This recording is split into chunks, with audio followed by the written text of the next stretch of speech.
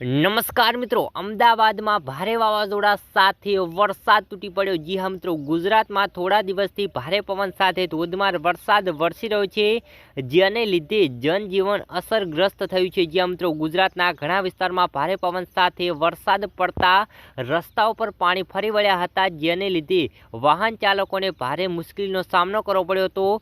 તેમજ અસહ્ય ગરમીમાં વરસાદ પડતા વાતાવરણમાં ઠંડક પસરી જવા પામી હતી। જ્યાં મિત્રો તો અમદાવાદના ધોળકા શહેરમાં ભારે વરસાદ પડ્યો હતો। જી હા મિત્રો, અમદાવાદના ધોળકા શહેર તેમજ ગ્રામ્ય વિસ્તારમાં ભારે પવન સાથે વરસાદી ઝાપટું પડી ગયું હતું, જેને લીધે વાતાવરણમાં ઠંડક પસરી ગઈ હતી। જ્યાં મિત્રો તો ધોળકા પંથકમાં 3 દિવસના વિરામ બાદ ફરી સાંજના સમય વાતાવરણમાં પલટો આવ્યો હતો।